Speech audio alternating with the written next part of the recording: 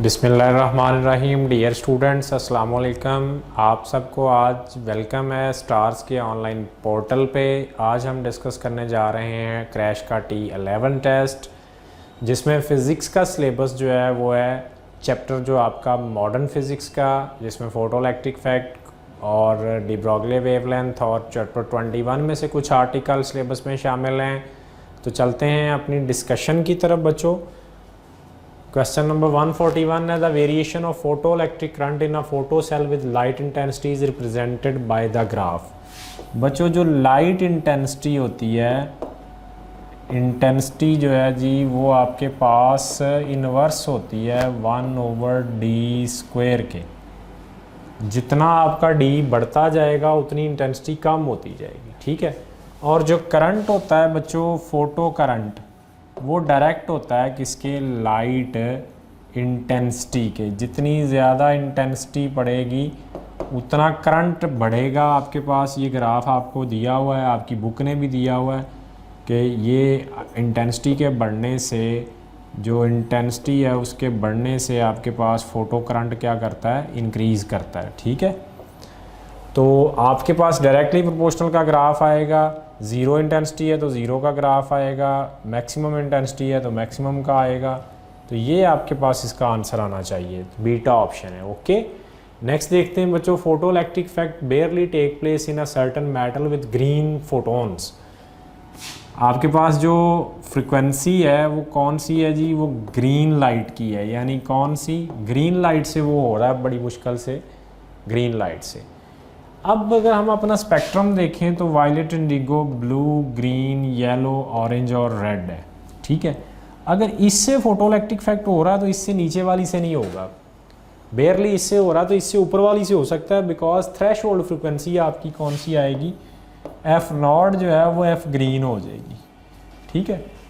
तो अब आपके पास क्या होना चाहिए, photo electric effect F green की फ्रिक्वेंसी F0 से ग्रेटर होगी तो वो कौन कौन सी आएंगी, ये ग्रेटर हैं, ये स्मॉलर हैं, इन पे फोटो इलेक्ट्रिक इफेक्ट नहीं होगा, इन पे होगा। तो ब्लू लाइट आ रही है उस पे होगा जनाब, तो बीटा ऑप्शन है, ठीक है। नेक्स्ट देखते हैं बच्चों, फोटोन्स ऑफ डिफरेंट एनर्जीज 1. ये एक फोटोन की एनर्जी है, ये दूसरे फोटोन की एनर्जी है और ये वर्क फंक्शन है। 2.6 electron volt respectively eliminate a metal whose work function is 0.6 electron volt. The ratio of maximum speed of the emitted photo electron would be. Work function और दो फोटोन की frequency दी हुई है। देखें तो मैं ये इक्वेशन लिखता हूँ, HF is equals to KE+5, ठीक है। इसके अकॉर्डिंग देखें तो 1.1 एक फोटोन है, KE है, और ये कितना आ गया जी, ये 2, ये आ गया जी 0.6। इसको इधर ले आए तो 1.1 minus 0.6 is equal to KE। KE क्या होती है, हाफ mv²। बच्चों इसे अगर आप माइनस करें तो ये कितना बनता है, 0.5, और मैं डायरेक्ट देखूं तो ये v² के क्या है, डायरेक्टली प्रोपोर्शनल है। ओके, अच्छा जी, अगर ये 0.5 v² के डायरेक्टली प्रोपोर्शनल है तो अब आप बात करते हैं इसी सेंस में दूसरे फोटोन की। तो उसके लिए जब मैं ये इक्वेशन बनाऊंगा तो उसकी एनर्जी कितनी है बच्चों, 2.6 minus 0.6 is equals to half mv²। इसको आप v2 कह दें, इसे आप v1 कह दें, तो ये कितनी आएगी, 2 directly proportional to v2²। Divide कर दें दोनों को, पहले की आ गई जी 0.5 डिवाइड बाई 2, तो ये इक्वल आ जाएगा जी v1² डिवाइड बाई v2²। ये 1/4 आ जाएगा जी v1² डिवाइड बाई v2²। तो उसने पूछा है रेशियो ऑफ मैक्सिमम स्पीड्स, भाई इनका स्क्वायर रूट ले लें तो v1 ratio v2 is equal to आएगी 1:2। तो 1:2 ये जवाब आना चाहिए आपके पास, ठीक है। तो ये मिस्टेकनली ये लगा हुआ है, ये v1² से आया है, आपका आंसर क्या आएगा, दिस इज योर आंसर, ठीक है। The work function of metal A and B are in ratio 1:2 if light of frequency F and 2F are incident on metal surface A and B respectively. The ratio of maximum kinetic energy of photoelectron emitted is। चलें जी, इसको हम इस तरह से solve करके देख लेते हैं जी। HF इज इक्वल टू है जी KE और प्लस 5, ठीक है। हम दूसरी इक्वेशन लिख लेते हैं जनाब। इसके अकॉर्डिंग अगर देखें तो H F minus phi is equal to किसके होगा जी, के ई के। तो मैं अगर दो इक्वेशन बना के इन्हें डिवाइड कर दूं, F1 है F2 है, फाई 1 है माइनस क्या हो जाएगा फाई 2, ये क्या है के ई 1 है, इधर क्या हो जाएगा के ई 2 हो जाएगा। ठीक है जी। इसके अकॉर्डिंग वैल्यूज़ पुट करें। पहली फ्रिक्वेंसी आपकी कितनी है, F है, तो ये आ जाएगा एच एफ माइनस फाई। अब उसने कहा है जी फाई 1 रेशो फाई 2 किसके इक्वल है, 1/2 के। इसका मतलब समझते हैं आप, फाई 1 इक्वल है फाई 2 इक्वल है 2 फाई 1 के। तो अगर आपके पास फाई 1 फाई है तो फाई 2 कितना होगा, 2 फाई होगा। ठीक है, ये वैल्यूज़ पुट कर दें, यहाँ आ जाएगा 2f आ जाएगा, माइनस इस फाई की जगह क्या आ जाएगा 2 फाई आ जाएगा, के ई 1 ओवर के ई 2। अब देखें तो नीचे से 2 कॉमन लेते हैं तो ऊपर वाला फैक्टर नीचे वाले फैक्टर से कैंसिल हो जाएगा। यहाँ से 2 कॉमन आएगा तो एच एफ फाई से कैंसिल, आंसर आ जाएगा 1/2। तो जवाब देखें क्या है जी, 1/2 ही जवाब है आपका, आंसर भी यही वाला है। Okay, understand. नेक्स्ट देखें जी, in a photoelectric experiment maximum velocity of photo electron emitted depend on intensity, does not depend on the cathode material, depend on frequency. जी हमारे पास मैक्सिमम काइनेटिक एनर्जी का फार्मूला ये था, ये देखें जी, ये वी नॉट ई था, या इसको हमने क्या कहा था, ये एच एफ के V naught E frequency dependent आ जाता है। ठीक है, तो हमारी स्पीड जो है जी वो डिपेंड करती है किस पे, फ्रिक्वेंसी पे डिपेंड करती है किसी सेंस में। फ्रिक्वेंसी बढ़ाएं तो काइनेटिक एनर्जी बढ़ती है, काइनेटिक एनर्जी बढ़ाएं तो स्टॉपिंग पोटेंशियल बढ़ाएं तो फ्रिक्वेंसी, ये इनका रिलेशन है। ठीक है, so depend on frequency of incident light आएगा 40 जवाब। ओके जी स्टूडेंट्स, नेक्स्ट है 146, the de Broglie wavelength of an electron is. भाई de Broglie wavelength of electron को लिखेंगे तो ये h/√2m/e ये एनर्जी ऑफ इलेक्ट्रॉन आती है। तो इसके अकॉर्डिंग देखें तो ये इन्वर्स है स्क्वायर रूट ऑफ ई के, तो डायरेक्ट इन्वर्स है किसके, ये स्क्वायर रूट ऑफ m के। ठीक है, तो यहाँ inverse to square root of its energy okay है, direct to square root of its गलत है, नॉट डिपेंड गलत है, डायरेक्टली डिपेंड ऑन मैस ये भी गलत है। तो ये आंसर आना चाहिए बच्चों, तो यही आंसर है। ओके, अल्फा आंसर है। ओके, नेक्स्ट देखते हैं, a positron and proton are accelerated through a same potential, then the ratio of the associated wavelength of positron and proton will be. बेटे जो लैम्डा है ये इन्वर्स है किसके, मैस के। तो अगर मैं पॉजिट्रॉन ओवर प्रोटॉन करता हूँ तो ये इक्वल आएगी किसके, mass of proton over mass of positron के। And we have to find the ratio, यही रेशो फाइंड करनी है। तो ये किसके इक्वल आ जाएगी, m/m के, पॉजिट्रॉन ओवर प्रोटॉन जो है वो इसके इक्वल आएगी। ठीक है जी, तो देखें जवाब क्या है, बीटा है। ओके, चलें नेक्स्ट चलते हैं आगे। If lambda naught is the de Broglie wavelength of proton accelerated through a potential difference of 100 volt, the de Broglie wavelength for alpha particle accelerated through same potential difference is। चलें जी देखते हैं। अब देखें इसमें हमारे पास जो लैम्डा है बच्चों वो इक्वल होती है h/√2m/v के। तो मैं लैम्डा अल्फा की बात करूँगा तो वो h/ क्या आएगी, 2 और m कितना होता है इसका, 4m होता है, v सेम है तो ये कितना होता है 2e होता है चार्ज। लैम्डा प्रोटॉन की बात बच्चे मैं करूँगा तो वो कितनी आएगी, 2 मैस m ही होता है, v चार्ज e होता है। अब आप रेशो किसकी वैल्यू निकालनी है आपने, अल्फ़ा पार्टिकल की। तो lambda alpha divide by lambda proton कर दें। देखें जी, जब मैं इस चीज़ को इस चीज़ पे डिवाइड करूँगा तो ये सिचुएशन बनेगी h/2 into 4m into 2e divide by h/2m/ve। बेटे ये कैंसिल, ये कैंसिल।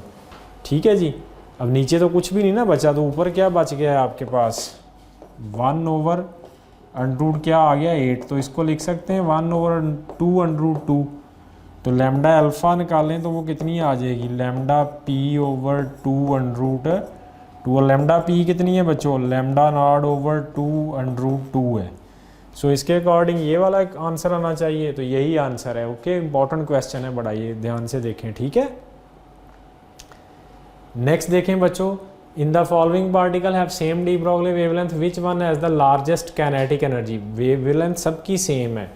वी नो दैट के wavelength is equals to 2m/ke है। यहाँ से के ई निकालेंगे तो बच्चे वो क्या आएगी, वो आएगी आपके पास क्या 1/2m लैम्डा स्क्वायर, ये आ जाएगी। स्क्वायर रूट ले लिए, ख़त्म कर दिया ना स्क्वायर लेके दोनों तरफ, तो के ही सेम है, ठीक है।